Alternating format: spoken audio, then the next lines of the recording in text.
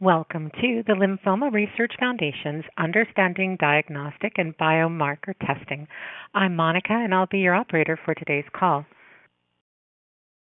During the call today, you will hear from an expert speaker, and you will have an opportunity to ask questions.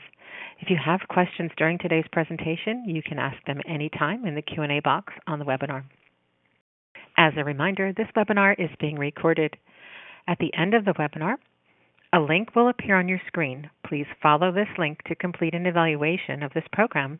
If you are listening by phone, this link will be sent to your email at the end of the webinar. And now I'm pleased to introduce Hope Avalone. Hope Avalone is the Senior Program Manager of Patient Education at the Lymphoma Research Foundation. Welcome, Hope. Thank you, and thank you to each of you for taking the time to join us on today's webinar, Understanding Diagnostic and Biomarker Testing. We'd also like to thank our sponsors of this webinar, Foundation Medicine and Genentech. And before we begin the program, I'd like to share some information about the Lymphoma Research Foundation. We're the nation's largest nonprofit organization that focuses specifically on lymphoma, and our mission is to eradicate lymphoma and serve those touched by the disease. All of our work is led by our Scientific Advisory Board, which is a group of 45 leading lymphoma experts from around the country. And in addition to today's program, we have a variety of other programs and services available for you. One example is our LRF helpline, which serves to complement our patient education programs. The helpline has master's level trained staff who provide individualized information on all types of lymphomas, as well as information on treatment options, clinical trial navigation, and connections to resources such as financial assistance. We also offer a peer support program called the Lymphoma Support Network. Through the Lymphoma Support Network, we can connect patients and caregivers with others who have been through similar experiences for emotional support. And in addition, LRF has free comprehensive disease guides and fact sheets, which can be ordered or downloaded on our website at lymphoma.org. We also offer a variety of other in-person and virtual educational programming so that you can continue learning about the latest updates throughout the year. And finally, we have an award-winning mobile app called Focus on Lymphoma. The app provides helpful disease content as well as unique tools to help you better manage your lymphoma.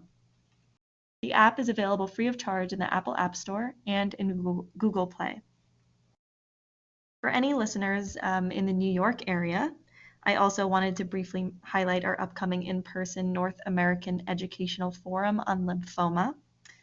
So LRF's Ed Forum is a 2.5-day program that provides critical information on treatment options, patient support issues, clinical trials, and the latest advances in lymphoma research. So that program this year is on Friday, October 6th through Sunday, October 8th. And you can view the agenda for this program and register at lymphoma.org/edforum. We have a wonderful program planned for you today, and I'm honored to introduce our speaker, Dr. Girish Venkatraman. Dr. Venkatraman is an associate professor of pathology and the director of the Clinical Immunohistochemistry Laboratory at the University of Chicago Medicine and Biological Sciences. Thank you, Dr. Venkatraman, for speaking on our program today, and I will now turn the talk over to you. Thank you for those kind words of introduction, Hope. And hello to all of you who have taken the time to come out today to listen about diagnostic and biomarker testing. By the way of introduction, I practice hematopathology, which is cancers that concern lymphoma, leukemia, and anything related to the blood. And I focus primarily on the diagnostic aspects, where I look at the biopsies and make a diagnosis that clinical lymphoma docs will work on to get treatment going. So with that said, the rest of this talk is going to focus on how we as pathologists work up biopsies that are done and what steps these biopsies go through before I can arrive at a diagnosis. And finally, we will discuss some of the key things for this talk which concern biomarkers. Yeah. So the things that we will touch upon are about lymphomas and CLL. How do you make these diagnoses? What exactly biomarker testing really means? And once we finish all of that, we will discuss a few, take any questions and answers that are within my areas of expertise. So with that said, let's go into the first steps from a patient perspective. Um, a lot of questions come from patients when they get diagnosed with lymphoma. It always starts with, I just got diagnosed with lymphoma. Why did I get this?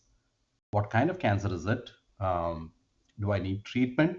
That's a very important question to ask yourself and your physicians. Is it always chemotherapy for this cancer or not?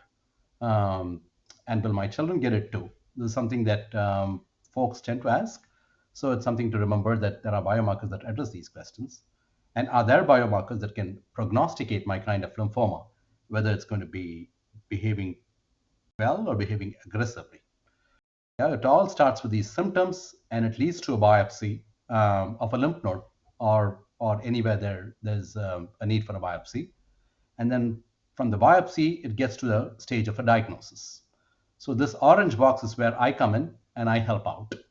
And finally, I give the information to the clinician, and then there's a treatment that's figured out after that once I make the diagnosis. So before I go on to make a diagnosis, I'm going to run you through the steps of what I do in my lab and what my residents will do under me to process a biopsy. So the moment a biopsy is done by a surgeon or maybe an interventional radiologist, if it's a core biopsy, there's a piece that comes to the pathology receiving, that we call it as pathology receiving. And typically we'll take a look at how big the tissue piece is. And this tissue, which is the biopsy of a lymph node that you see here, will undergo processing. So we'll take a small portion and we will submit it for regular biopsy processing, as you see here on these slides, where we take and make slides out of these biopsies. And we will also take a small portion and send it for ancillary biomarker testing, which I will discuss in subsequent slides. So the short of it is, this biopsy undergoes processing. It takes almost 24 to 48 hours before we get a slide that kind of looks pink and blue like this. And this is the starting point for all pathology. And this pink and blue slide is something that we call as a hematoxylin and eosin stained slide. It's a biopsy slide stained with the stain that we call hematoxylin and eosin. And once we take a look at this under the microscope, we decide things. And how does any of this look under the microscope, and what judgment do we use to get to a diagnosis? To explain this, I'm going to show you a small cartoon where when I look at this thing under the microscope, this is how my mind thinks. When I look under the microscope, do I feel that there are few scattered large cancerous cells inside that lymph node, or do I think that all the cells that I'm seeing under the microscope in that biopsy look cancerous? When we take a fork along these two paths, and if it's on the left side of the path, then I stick to a diagnosis that is within one of two Hodgkin lymphoma subtypes. And if there's numerous cells, that all of which I think is cancerous, then there's a lot of lymphoma diagnosis that I need to think of and use biomarkers to get to a diagnosis. So the very first biomarker we are using is this hematoxylin and eosin stain that I showed you, the pink and blue. And how does that pink and blue stuff look under the microscope? Let's go to see this first. And now, when I look under the microscope, which is this, and the slide is right there, and I put it under, and I look at it under what I call as a 2x or a bird's eye view from a pathologist's perspective. In reality, it's microscopy, it's magnified, but this is bird's eye view for us. And we try to look for patterns at low power, which we call as histology. And we find these round structures that inform me and tell me that there are these round structures and it doesn't look like a normal lymph node. So this is a kind of lymphoma that I already know what it is, what we call as follicular lymphoma. Yeah. The next thing we do is we zoom in at high power, maybe in an area like this. And when we zoom in and see, we can see the constituent cells. And I know exactly how big a normal lymphocyte, which is what the lymph nodes are composed of, right? The lymph nodes are composed of lymphocytes, and I know how big a normal lymphocyte looks. And I can say that that's probably a normal lymphocyte. Um, and in comparison, I can see that most of the cells here inside these nodular structures are at least medium sized. And I can put two and two together and tell you that this is most likely to be a certain kind of indolent lymphoma called follicular lymphoma. So this is our judgment that we use based on this pink and blue slide. And before I go further, I need to tell you that follicular lymphoma falls within a class of some lymphocytes that we like to call as B cells. So the lymphocytes can immunologically be divided into B and T cells. Yeah, and follicular lymphoma happens to be a B cell lymphoma. And let me give you a little background on what B cells are and where do these cells form first. This becomes relevant for the biomarkers that I will talk of and for the therapy options that the lymphoma doc will have to use down the line. So bear with me so I can backtrack a little bit on this B cell part of lymphoma. And this is a cartoon where I'm telling you where the B lymphoid cells develop. So typically the B lymphoid cells develop inside the bone marrow, and that's where all the immature or developing stages of the B cells are. And should you ever get a cancer that arises from these developing immature B cells in the marrow, then we call them as B lymphoblastic leukemia. Whereas as the B cells develop normally, they will migrate and they will come and sit in a lymph node. That's where normal B cells will come and sit. Once they are mature and they are ready to come out of the marrow, they come and sit here. And if these well-developed B cells become cancerous, then we call them as a lymphoma.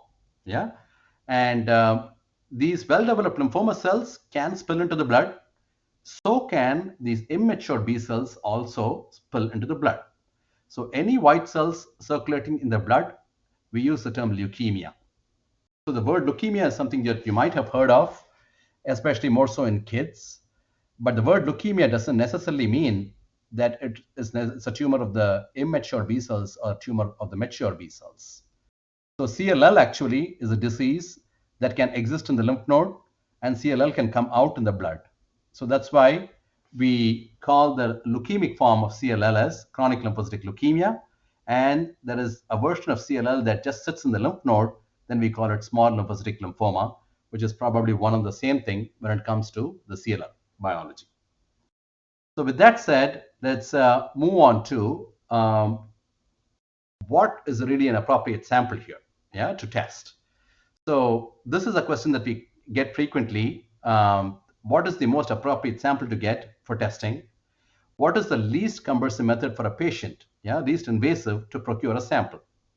So if I had to tell you one easiest way of procuring a sample and making a diagnosis of lymphoma, it's probably trying to see if any of the lymphoma cells are in the blood. If they are already circulating in the blood, then all that we have to do is just get a tube of blood, and then maybe we can run some biomarkers just on the blood and tell you what you have.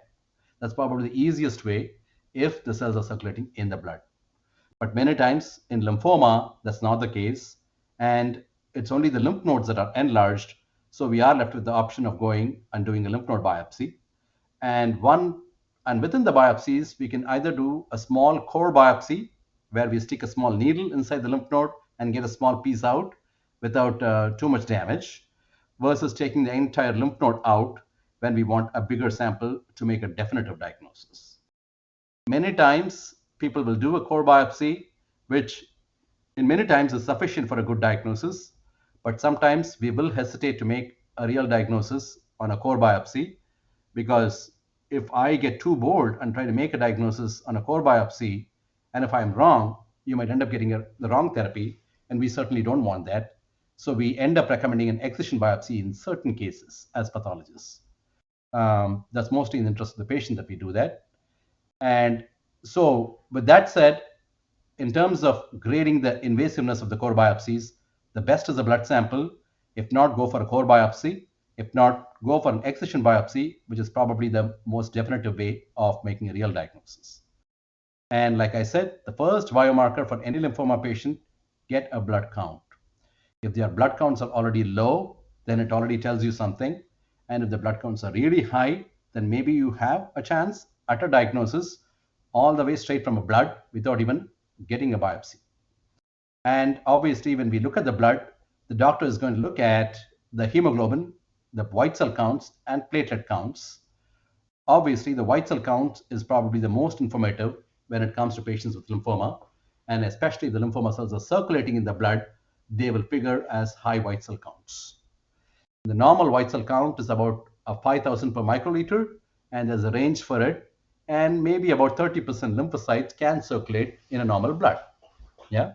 But in CLL patients, the white count may be well over 5,000 and go maybe nearly 50,000. And the number of lymphocyte percentage may be close to 90%. So that's how we often get to a diagnosis of CLL just from a peripheral blood. But then how do we test the peripheral blood and get to a diagnosis of CLL? So that needs some biomarkers. And that's where a handy tool comes for us, which we call as flow cytometry. So flow cytometry is basically just taking all the white cells in the blood. Obviously, we take a tube of blood and we have a method by which we spin the blood, get all the red cells out of the blood, and we are able to pick just the white cells, and we are able to add multiple biomarkers that go and tag specific antigens on the surface of cells. Yeah, like for example, here I am showing you a tube of blood where this orange is a cell that may be a lymphoma cell or maybe a leukemia cell, right? It could be an immature leukemia too, which is what I'm showing you here actually. These are antigens on the cell surface, and this is an antigen called CD45, which is present on most white cells. Yeah, and I'm adding an antibody that is tagged to a fluorescent molecule that will go and bind if this antigen is present on the cell. And at the same time, I can use a second marker that tags B cells, which is a marker called CD19, which you might have heard of, that can also simultaneously go and bind to these cells. So now I can use 10 different markers in one tube of blood and give the 10 different biomarkers in just one setting. And so that way, this is how the actual plot looks at when we look at the plots and try to make an interpretation. So we have this graph where this is scatter plot essentially, where we can see CD19 on the x-axis and CD34, which is a marker of immaturity. Yeah, and when we look at this combination, we see a cluster that's kind of positive for both, and this tells me that this is a B lymphoblastic leukemia. Just based on this, I can tell you that. And it's a very quick way to get a diagnosis in a matter of hours. So we love flow cytometry for this.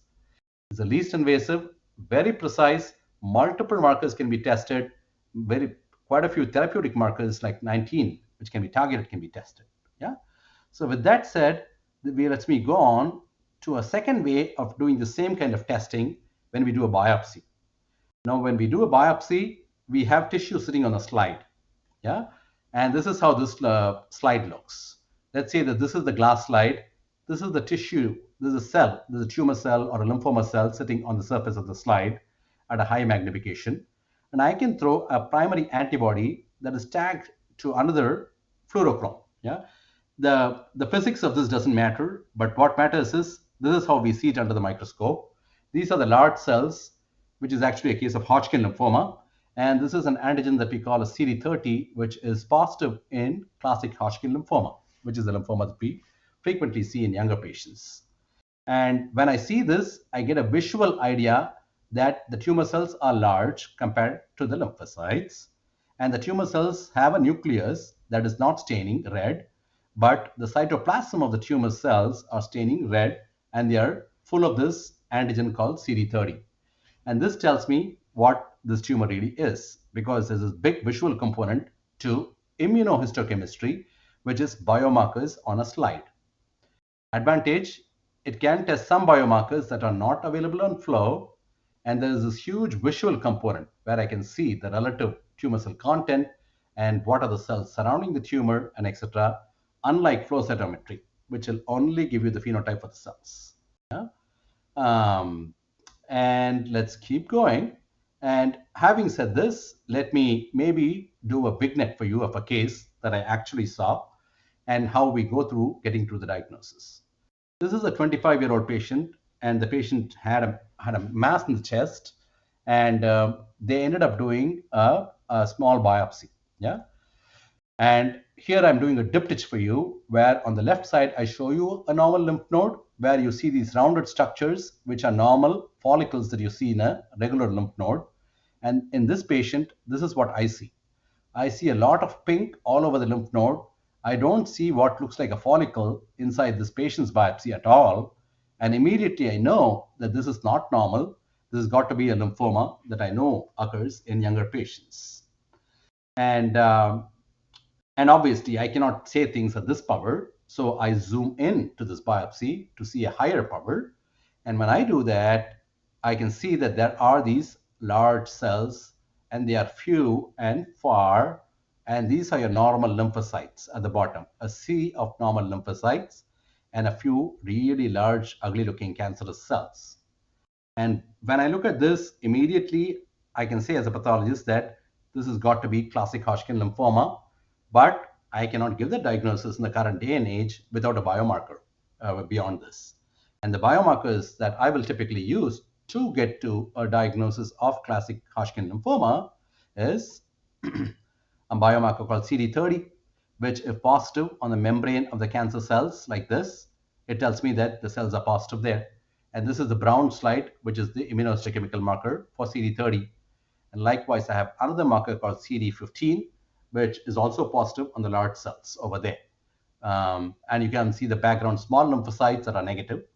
And then another B cell marker called PAX5 is something we employ, which tells me that the Hodgkin or Reed-Sternberg cells, that we like to call them, or HRS, are positive for this nuclear PAX5, whereas the normal small B cells in the background have this bright PAX5. So this tells me a lot about this tumor. One, it's a B cell cancer, and two, it's also positive for these two markers, which I know from my experience that if they are both positive, the diagnosis is classic Hodgkin lymphoma. And so I come up with my diagnosis based on that. And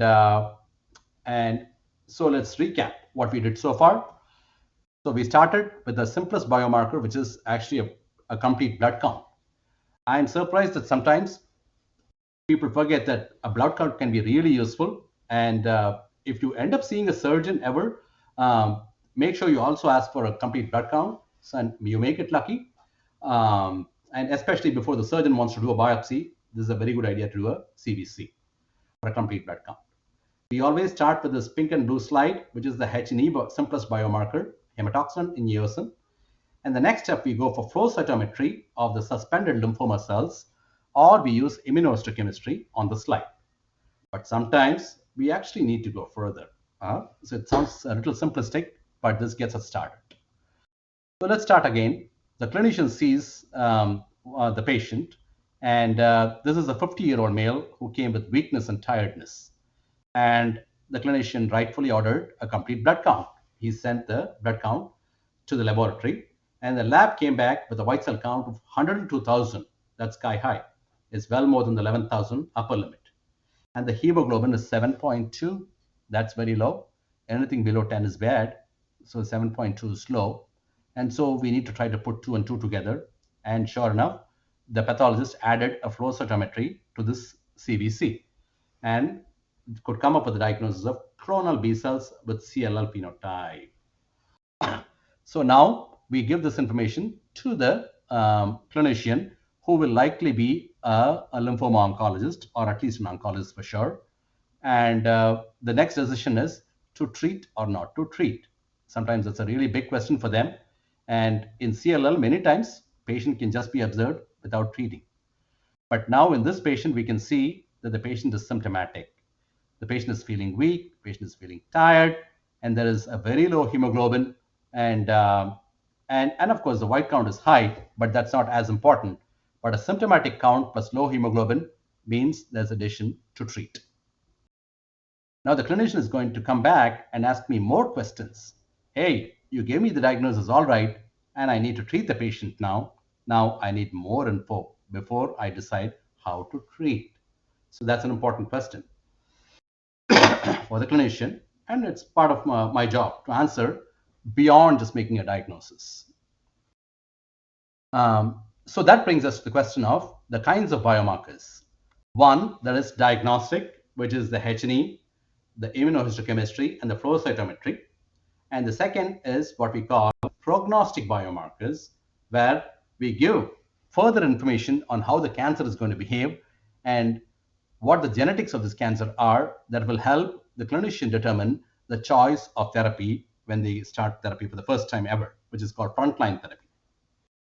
So typically in this lymphoma, maybe CLL and mantle cell lymphoma, increasingly we test for mutation in a gene called TP53, which is involved with DNA damage repair.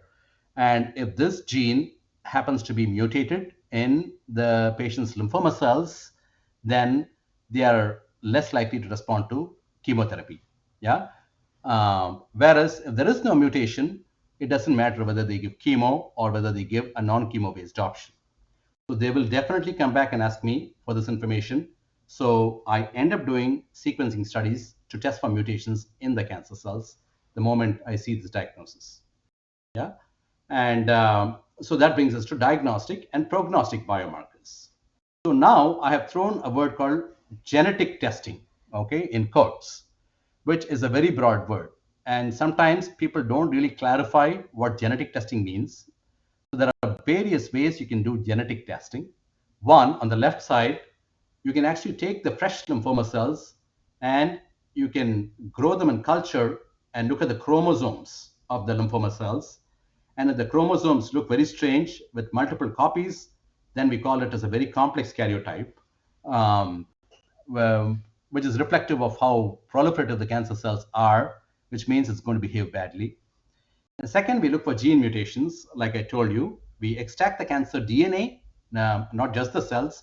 We go beyond the cells into the DNA. And once we extract the DNA, we look for that mutation. And this tells us the information if the cancer cells are defective with repairing themselves. Yeah. So if they are able to proliferate and they are defective with repairing themselves, that's a double whammy. Yeah. They are totally out of control. And the third kind of testing we do is what we call as clonality testing. Yeah. Sometimes we try to extract one cancer cell, and in the same patient, we'll try to extract the other cancer cells and try to see if they're all one of a kind. If the cells are all one of a kind, then we call it as positive for a clonal heavy chain, which is something that's present on B cells. And if they have the exact same heavy chain from cell to cell, then we call it as a clonal process, which is also a surrogate for lymphoma in the realm of B cell biology. And sometimes we even quantitate the sequence of the clonal product. I know I'm getting ahead of myself into the further genetics, but this becomes important because once you have a unique signature for that clone at diagnosis, it gives us an ability to track this down the line after therapy, which I'm getting ahead of myself here, but I'm talking about biomarkers going forward in time. It gives us a signature for relapse and things like that. So these are the broad classes, testing the chromosomes, the mutations, and the clonality of the tumor cells themselves. Now, let's move on and show you one more vignette where I incorporate all of these things. This is another illustrative case of a child. Unfortunately, it's a young child who had extensive PET-avid lesions. PET is something we do at first in lymphoma to see how fast the tumor cells are growing. It's an imaging methodology that we use, the radiologists use, not me. And this was a biopsy of an abdominal mass that they had to biopsy because there was no lymph nodes that they could biopsy. So this was an abdominal mass. And compared to that other biopsy that I showed you, you can see this at high power. And all of these cancer cells are at least medium sized. I can tell you that.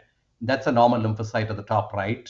And there's a lot of these black stuff thrown all over the lymphoma, which tells me that this tumor is growing so fast that half the cells are just dying and crushing each other and making shreds of each other like this. So this is growing really fast. I can tell you this from just looking at this pink and blue stain, which is the H&E. And then I go forward and I have to know the biomarkers that tell me whether this is a B cell lymphoma or a T cell lymphoma. And the CD20 is positive in this cancer cells. This is at a very low power. I know this looks small, but this is at low power. So this 20 is positive in the cancer cells, tells me it's a B cell.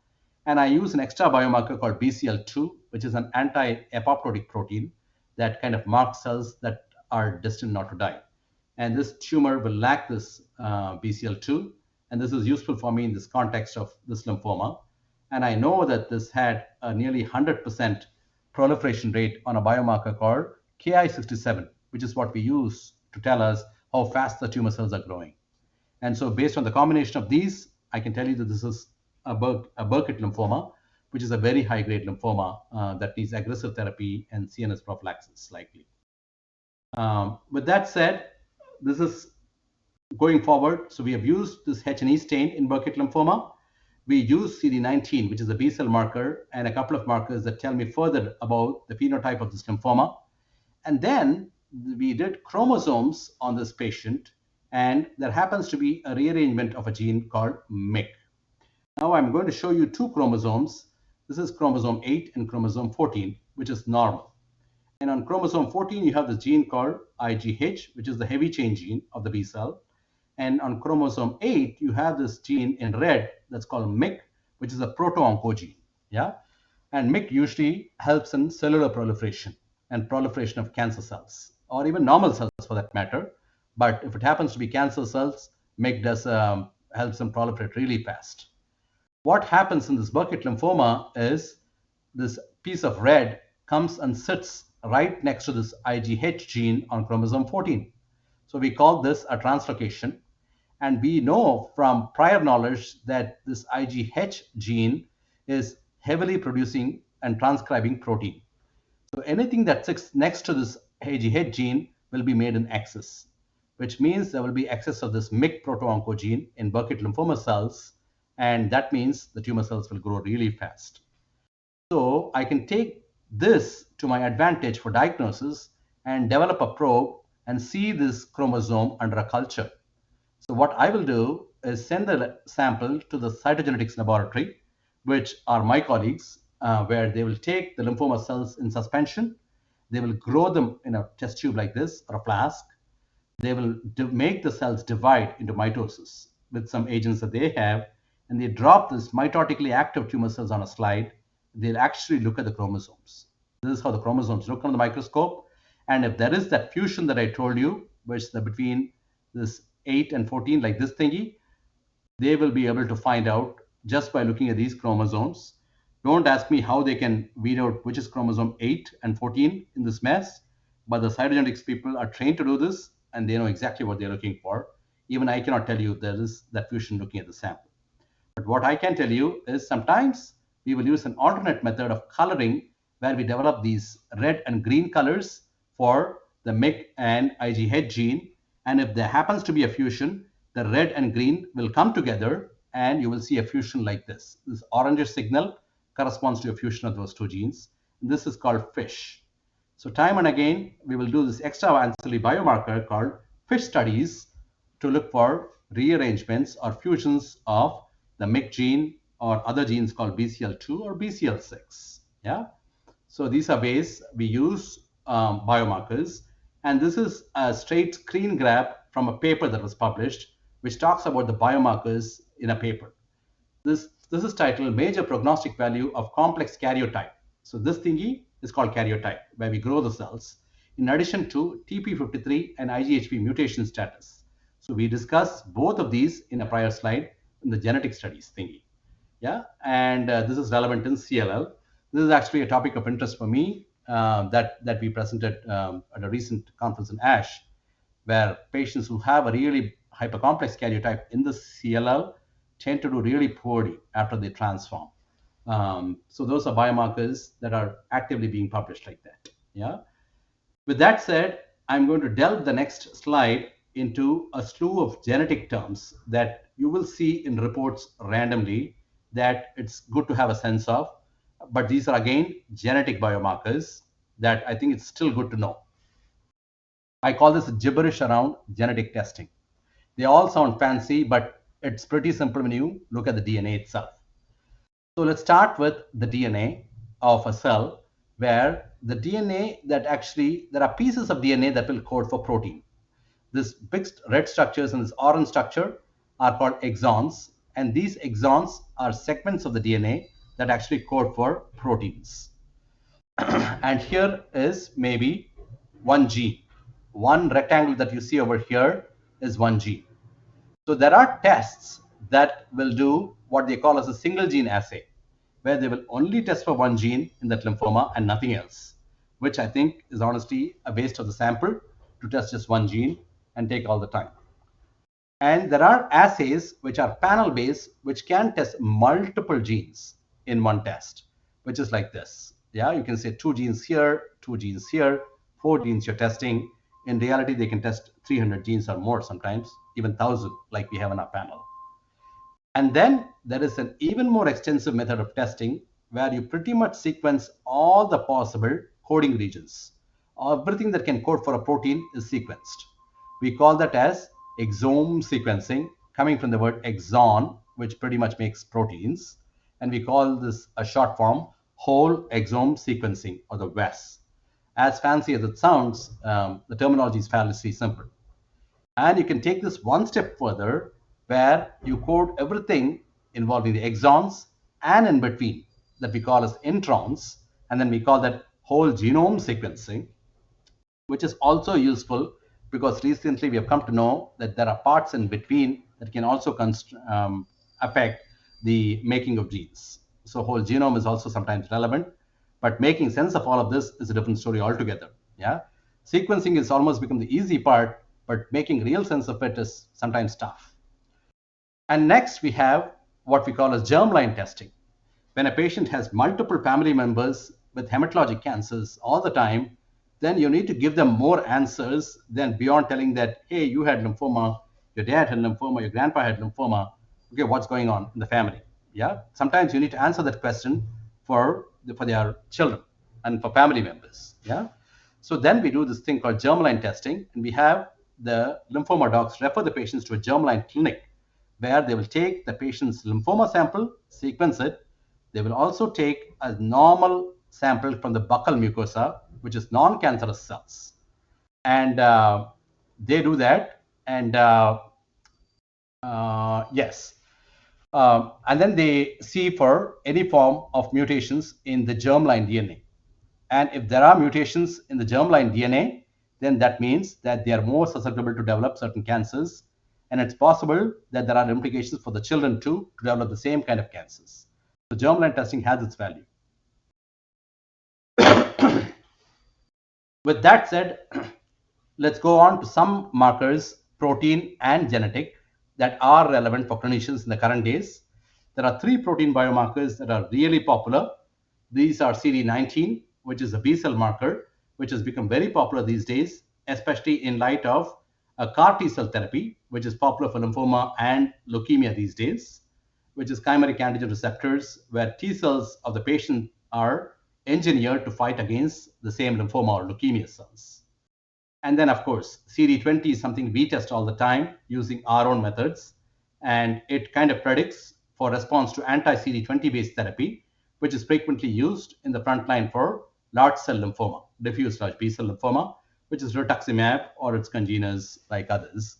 And then, of course, you have drugs like CD38, which is used as a marker on myeloma cells, which is a cancer arising from plasma cells, primarily a bone disease. And you need to have this at high levels for them to use a specific targeted therapy against anti-CD38. And of course, as far as genetic biomarkers are concerned, we have specific biomarkers where we test for mutations in TP53, like we discussed, in CLL or mantle cell lymphoma. We have certain other genes that are relevant in predicting not only response or choice of frontline therapy, but sometimes we test mutations for this gene and a second gene called CXCR4, which might predict response to non-chemo options.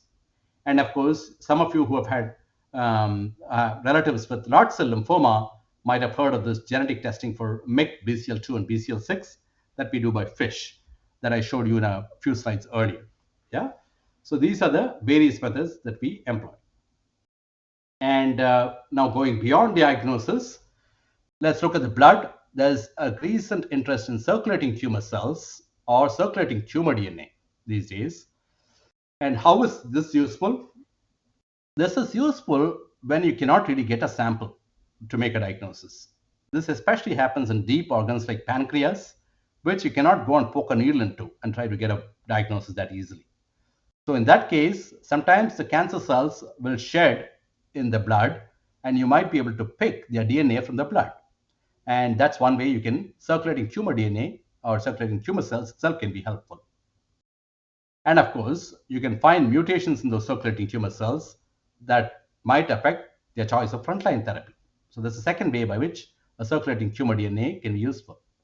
And of course, you can use it to quantitate for assessing response and relapse of cancer without having to go do a biopsy or do repeat imaging and things like that, or even because blood is probably least invasive. And again, a lot of these are right now being done only in the setting of clinical trials and not necessarily a standard of care. And fourth, of course, a blood is very not invasive at all, and it's easy to get a blood test. So circulating tumor DNA is gaining a lot of ground these days. So finally, let's summarize that we discussed the biomarkers for diagnosis, and then we discussed a set of biomarkers for testing and prognosis, and we test mutations in TP53.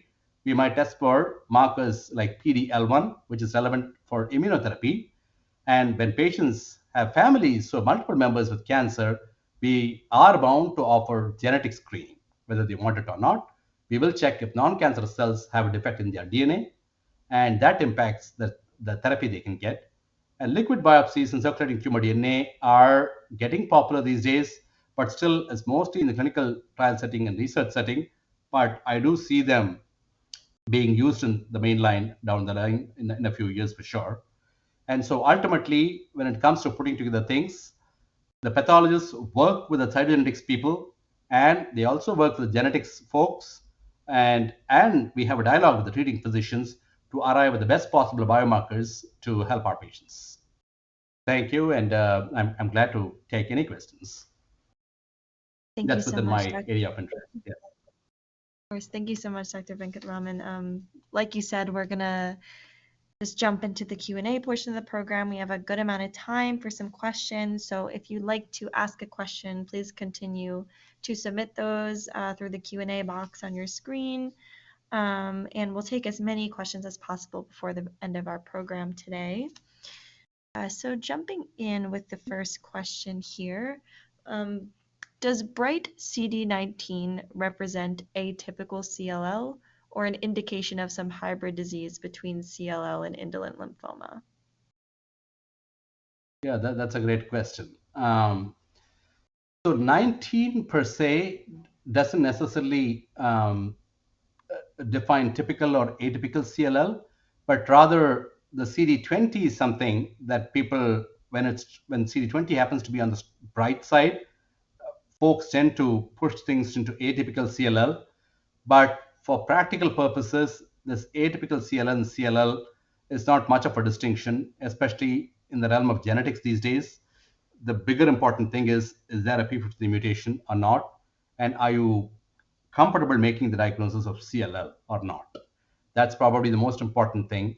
Not so much about the expression levels of CD20 or even 19 for that matter. Okay, thank you. The next question is a low platelet count between 80 and 100 in CLL an indication of advanced disease? The answer honestly can be yes and no. CLL is a strange disease. One thing it does is CLL can totally go and replace the whole marrow sometimes, in which case it can destroy the cells that actually make platelets, which originate from the bone marrow.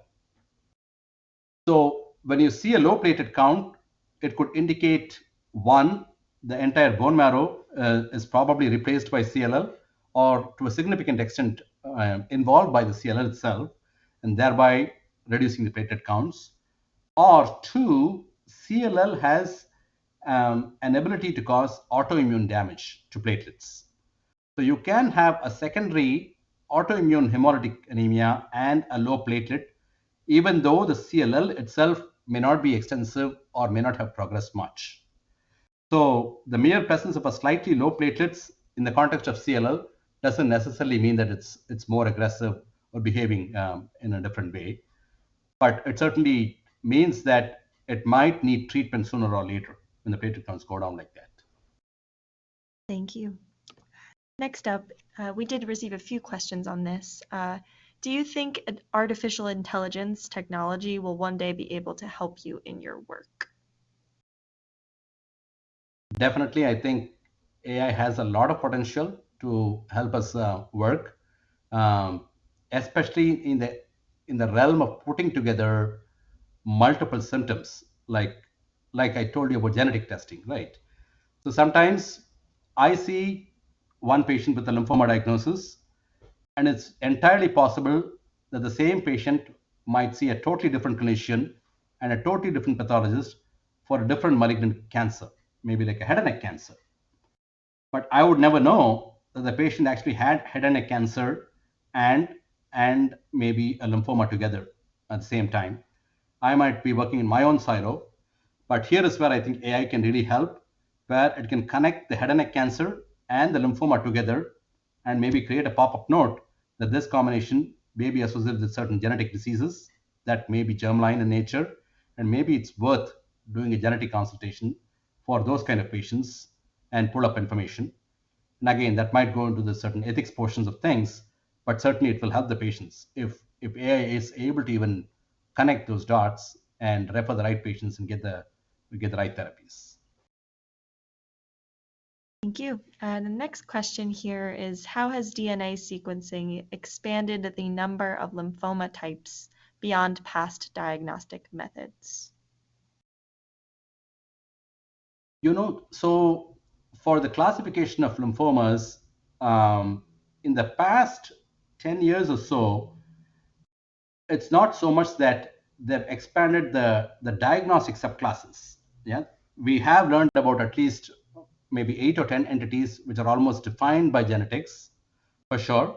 Um, like Burkitt lymphoma is one, right? And but rather the genetic component has improved the prognostic value of those mutations, especially like p53 mutations in the front line.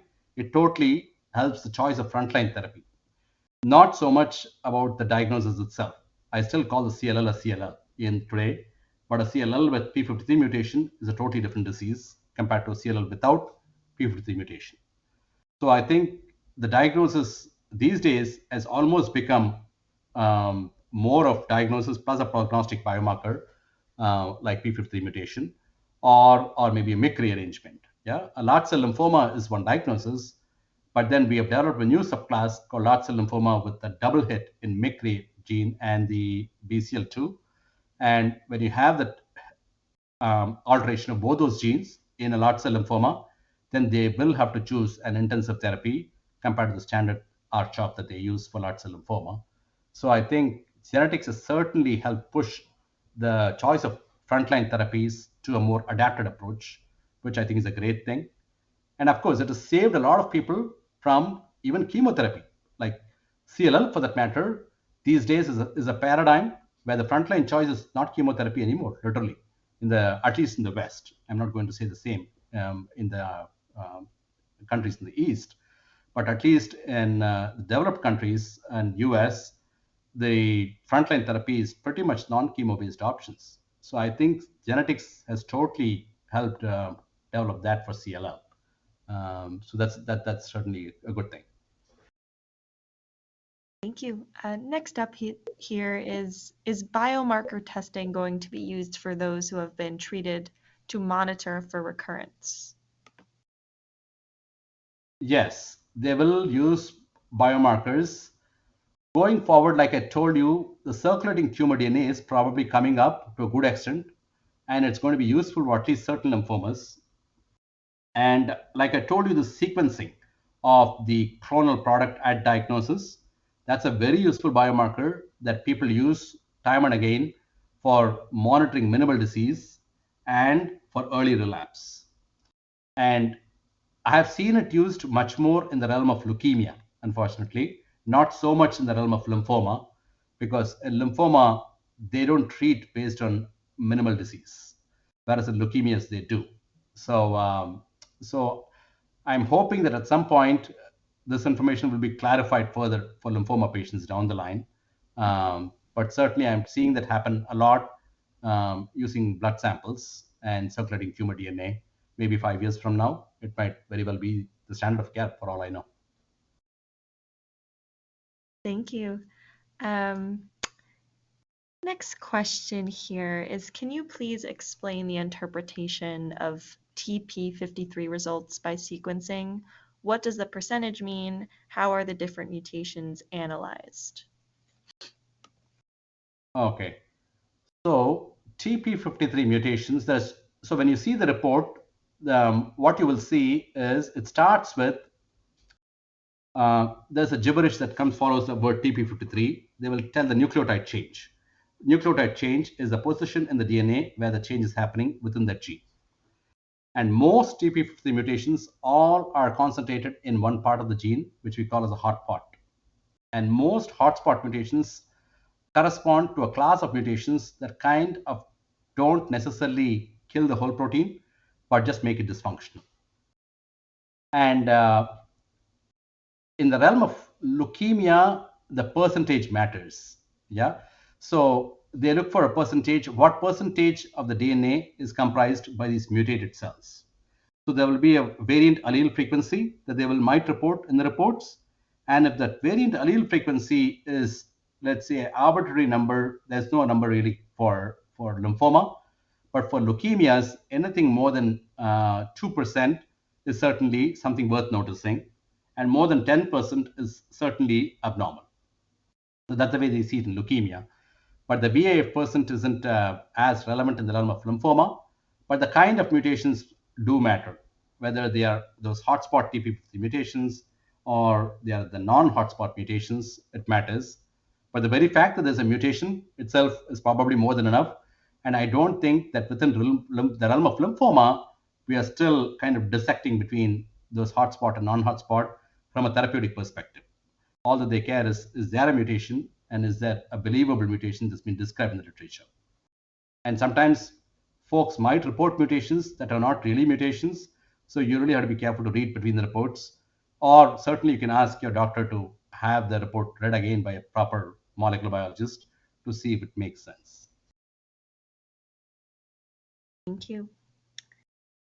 Next question here is, does 321 gene usage cancel the benefit of mutated IGHV? Oh, in the cancel the benefit of mutated. You know what? Honestly, I don't know the answer to that question. I have not. That's really not my area of expertise in CLL, but I can certainly find out down the line if there's something you want to know. Okay, thank you. We can move on to the next question here.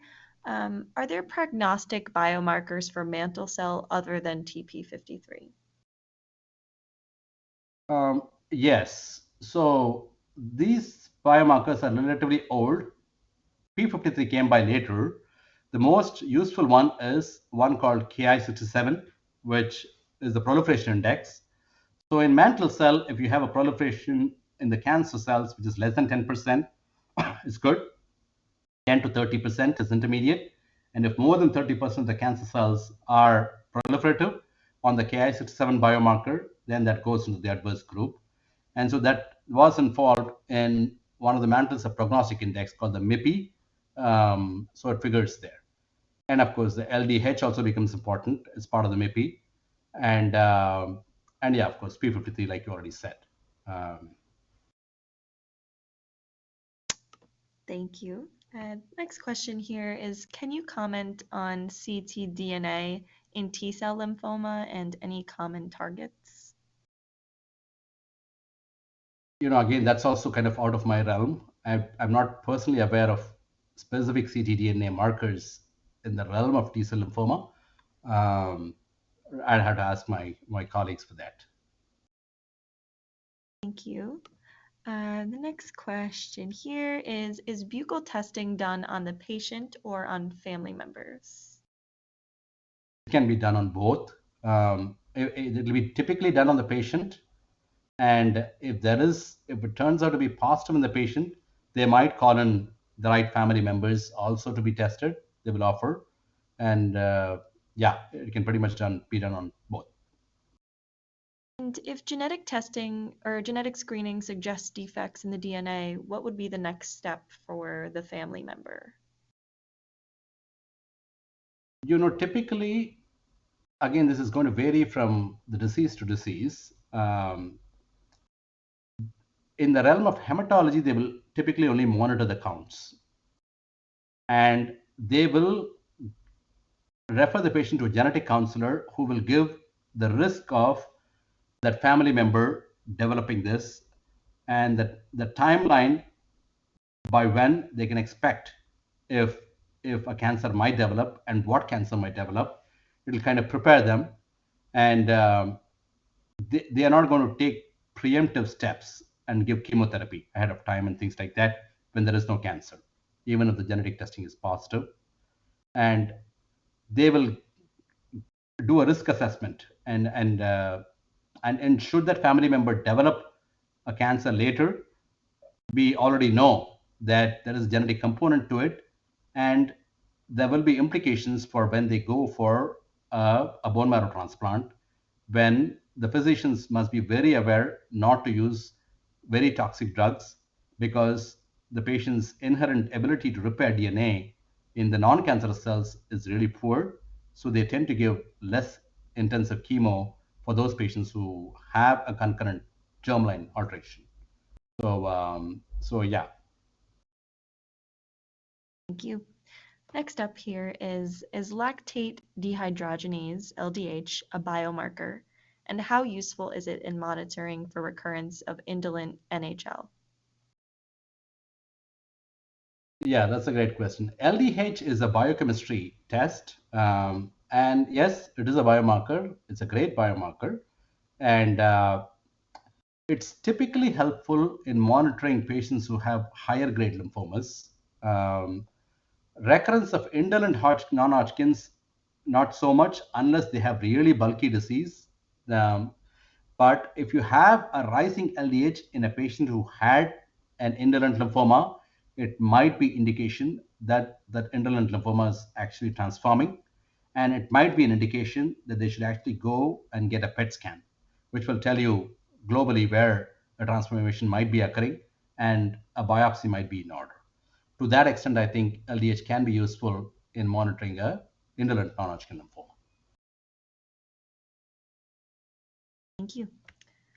Next question here is, what are new clinical tools that are available to complement equipment such as flow cytometry?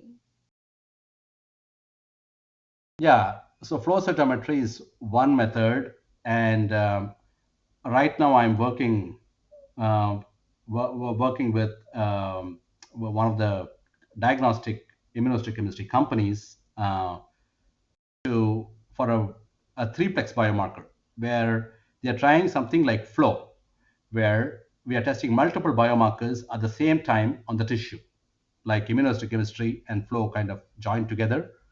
Down the line, I do think we call this as multiplex immunohistochemistry, where we test three different markers on the tissue in one go.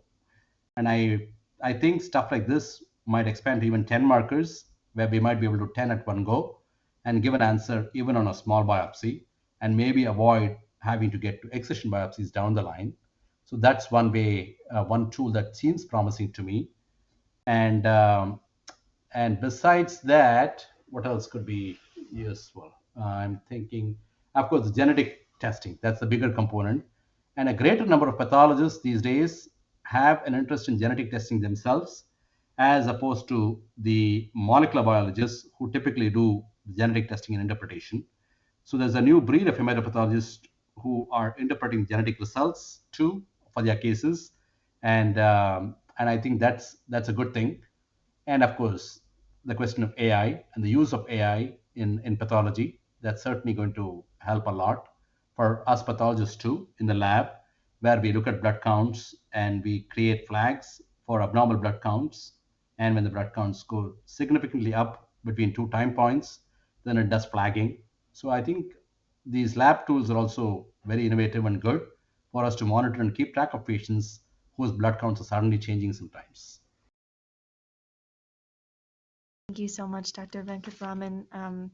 And thank you again to each of you for joining us on today's call. I believe that's going to be our last question, just because we are at time. But we'd also like to thank our sponsors again today, Foundation Medicine and Genentech, again for making this program possible. Please remember, if you have any additional questions, I know there were many today, you can always reach out to the LRF helpline at 800 500 9976 if there are any new questions or anything you'd like to follow up about from today's call. But also at the conclusion of this program, you'll be prompted to complete a program evaluation. Please do take a few moments to complete this brief evaluation as we incorporate your feedback into future programming. And with that, I'd like to thank you all again for joining us. Thank you so much, Dr. Venkatraman. Anytime, my pleasure. And thanks to LRF for putting this together. Thank you. Have a great rest of your day. Take care. You too. Bye-bye.